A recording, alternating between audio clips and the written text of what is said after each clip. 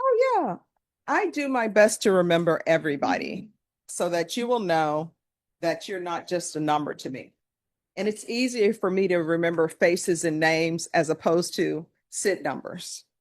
I had one client though, his SID numbers were 3 digits, so that was easy to remember. And you know what that means if your SID number only has 3 numbers. Oh yeah, when I would go see him at the jail, the people at the jail, no, Stephanie. I'm like, no, those are his numbers. And then they're like, oh my gosh. So he had a case from, I think, 1960. So that is why he had the 3 digit number. Oh yeah. Oh wow. All right. So, Mr. Bernal, do you want a jury trial or a bench trial? What do you want? Judge, he wants a new attorney. Oh, why? I don't think she's surrendering my best interest. I'd like to hire her. All right. So here's the thing. Let me explain something to you. Right, you said. Sometimes, and it's okay if you want to hire an attorney, that's fine. Sometimes people think an attorney is not working in their best interest because that attorney is not giving them what they want. Right. Sometimes people want a dismissal and the attorney says, well, I talked to the state. State says they're not dismissing it. They can't force the state to dismiss a case. If you want a dismissal and the state says, no, we have enough evidence, we're not dismissing it, then your choice is, hey, either you accept that they're not going to dismiss it, enter into a plea bargain agreement, or either you go to a jury trial or a bench trial. But your attorney can't force the state to give you what you want. That's not really how it works. The way negotiations work is they'll go to the state. Maybe your attorney will tell the state, hey, I see some bad issues with your case. This is what you're going to have a problem proving. And then the state will be like, oh, I didn't view that. These prosecutors will do that. I don't know what other prosecutors are doing, but they're saying like, oh, I didn't consider that. Let me look into that. And then they'll probably look into it. And if everybody agrees on what they're seeing or what the issues is, they may say, you know what, we are going to dismiss it. But you're charged with the burglary of a building. Right. So burglary of the building cases, they're very simple. Drug cases are very simple and in terms of what needs to be proved. So if your attorney is not giving you what you want, which may be a dismissal, that doesn't mean that they're not working in your best interest. It just means that the state said they're not going to dismiss it. State, on Rafael Bernal, are you all going to dismiss this case? We will not be judged. So is there anything that the defense can do to make you dismiss this? I guess other than that you're on video at the picnic with the pastor or something. You know, I said there is nothing that she can present to them that is going to make them want to dismiss your case. They're saying they're not going to dismiss it. Is that correct? That is true, Judge. Is there any information that the state can bring you? That defense could bring us? Yeah, I'm sorry, that the defense could bring you to have you dismiss this case? There is not, Judge. So they're not going to dismiss it. Okay, everything that you said prior to this about how she's not doing her job. No, Let's explain. I'm not saying she's not doing her job. What I'm telling you is it appears that you, and I'm using it as a hypothetical, you want a dismissal. The state is saying they're not going to dismiss your case. But she hasn't also given me the proof of why I don't have a case for dismissal. She's never given me. I need to look at the proof to see what proof they have to convict me. All right, so let's do this. Could you go over the paperwork with him again? Yes. All right, and state, could you make sure that she has your file so that she can show him police reports and everything? Certainly, Judge. On the record, respectfully, Judge, I have shown him all of the documents that we have in the state's file. He's looked at the state's application. Oh, no, here's the thing. Yeah. Sometimes, We'll do it again. yeah, sometimes people go to the jail and maybe they forget certain things. I don't know, but she's going to show it to you today. And she's going to explain to you, according to the penal code, what burglary of a building is. All right. Part of it is going inside a building without consent. So that's part of it, right? No. Here's the thing. That's part of it. So she's going to go over that with you and show you what's in the police report. Okay. and then we'll come back. But what I want you to know is when you're sitting over there, the state is saying they are not dismissing the case and she can't force them to dismiss it. I understand. Okay. Fully. Okay. All right. All right. Thank you. Just have a seat. May I make sure, just on the record, he has made very clear that he does not want me representing him, that he wanted to retain an attorney. Do you still want me to Oh, yes. okay. I mean, do you have an attorney here today? No. All right. So yes, you're his attorney. Okay, All right. Thank you. so I just don't want to complain. Yeah, she's ordered. No, she is going to show you Right. all of the documents that the state has against you. Okay. And then once she's shown you that and you've read it, just come back before me, okay? Okay. All right, thank you. Thank you, Judge. Thank you, counsel. All right, Jesus Santoyo, are y'all ready? Yes. And then after that, I'll take up Jeremiah Simmons.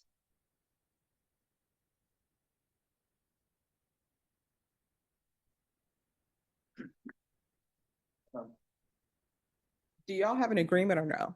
I got a recommendation. I believe that defense is asking for slightly less.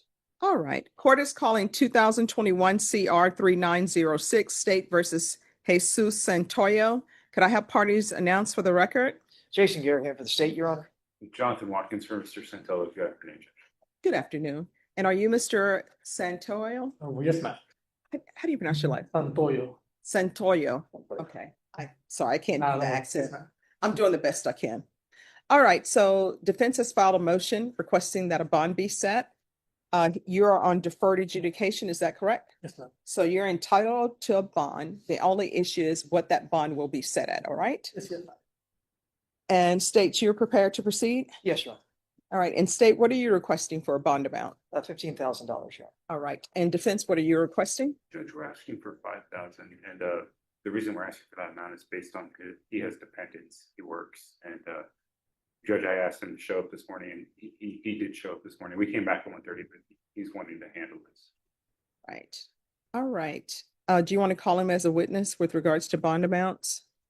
Just briefly, Judge. Sure. Can you raise your right hand for me, please? Do you solemnly swear or affirm the testimony you give will be the truth and nothing but the truth, so help you God? Yes, ma'am. All right, you can lower your hand, state your name for the record. Jesus Santoyo. All right, you may proceed, counsel. You're aware as to why you're here today. Yes, sir. And how many children are you supporting right now? 2 kids. And do you live here in San Antonio very nice? Yes, sir. And do you have a spouse? Yes, sir. Okay, are you the primary person responsible for paying the bills? Yes, sir. I'm the only one that works. What kind of job are you doing right now? I'm a driver for material transport, so we deliver doors and building materials for houses and stuff like that. Okay, and is that a job that you're working 5 or 6 days a week at? Yes, sir. From Monday to Friday. Okay, and based on your current situation and being the primary supporter of those children, what kind of bond amount would be something that you and your family could afford right now? The lowest possible just to help us out. So make our career bond. Nothing further. Judge. All right. So I have questions to ask you, and it's relating to my setting a bond amount. Have you ever been diagnosed with any type of mental health issues? No, ma'am. Ever been on any type of medications? In the past, have you ever used any type of drugs? Yes, ma'am. Just marijuana. All right. So, and here's my other question, and this is not for you, this is just for attorneys. Part of the issue I see in the motion to revoke, and I'm not taking it as true, there's an assault case. Is that a misdemeanor assault? Yes, ma'am. And he has a bond set at 5,000 on that one. It was 2,500, and then it. And which court is that out of? So, Judge, it's out of County Court 13, and I tried to go there to just get them to reinstate the bond, Mhm. but the DA couldn't agree to that. So, All right, so I'm trying to figure out, County Court 13, is that family violence? Yes, it is. All right, so who is the complainant? and It hasn't, may I speak, ma'am? It has nothing to do, it wasn't a family member or nothing like that, so we don't know why it's family. No, here's the thing, don't speak about any of the facts. I'm just trying to figure out who the complainant is in that case. Yeah, it was just some guy, he was no really. and the information we have, judges, it was just a guess of the home that day. And actually, Your Honor, just to make things very clear, I haven't reviewed the discovery. I don't want to speak on the case. When I have been informed, that person was arrested for aggravated assault. So there were 2 bookings in one All right. It says- So does anybody have a name?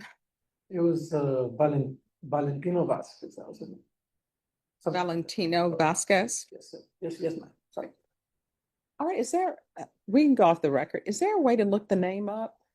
I could possibly look it up, Judge, if I got a SIT or SO or something. You'd like to find it. All right, I because just don't have uh, it. If I said the wrong name, I'm sorry, ma'am, I'm just trying to remember. no. I'm just trying to figure out who it is because I'll need to do a no contact order.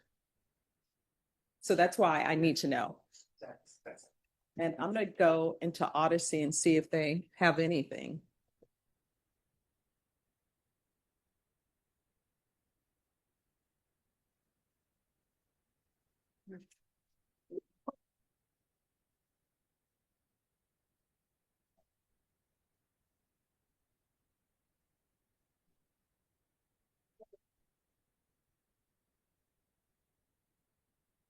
Let's see here.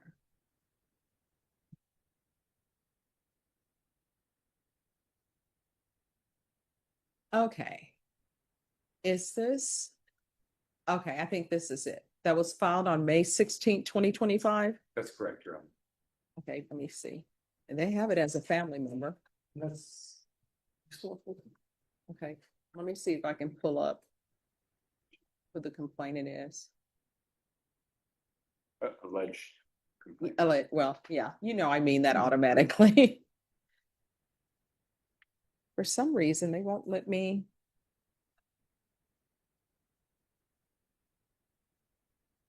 Check. Mhm. Jason's looking it up front. Okay. We should have an Alright. official in a second.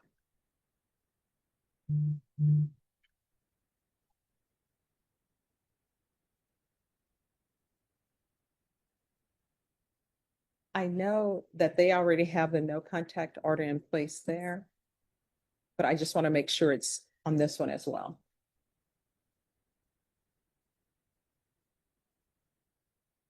Judge, by the way, that's one of my favorite Seinfeld episodes. It's, I believe it's season 8, episode 19, the yada yada. Oh, yada, yada. Yeah. One of my other favorite episodes is when Kramer, it's all over the Keys. And so Kramer leaves and he goes to live in the big city, Los Angeles, Oh, Ellie, yeah.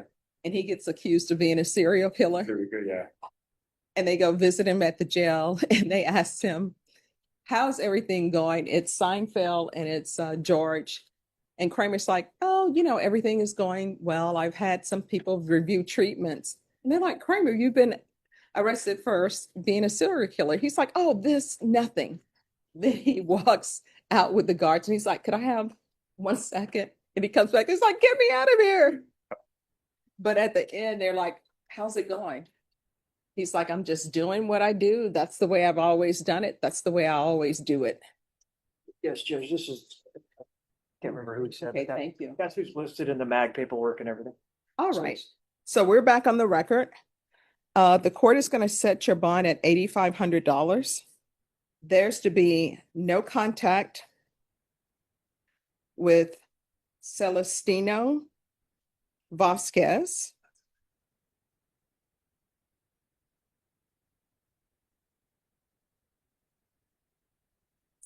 Just one moment.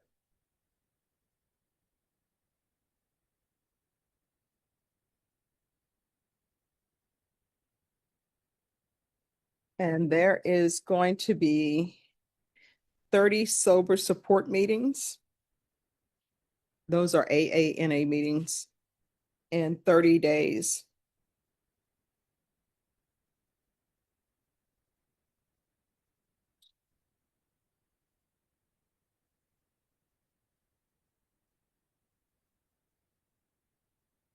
All right, and Ms. Ferguson, when do you want to recall the MTR back?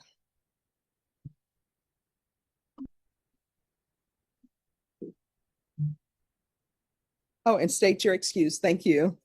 Thank you.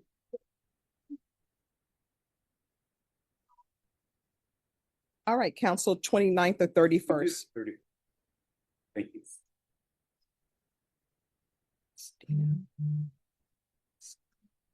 The hearing takes an immediate dramatic turn when defendant Rafael Bernal expresses complete dissatisfaction with his court-appointed counsel. He claims she hasn't acted in his best interest and states his desire to hire a new attorney, hinting at his expectation of a full dismissal. Rather than processing a simple attorney change, Judge Stephanie Boyd recognizes a fundamental misunderstanding that needs correction. She pauses the procedure and transforms the courtroom into a classroom. With remarkable patience, she explains the dynamics of criminal defense.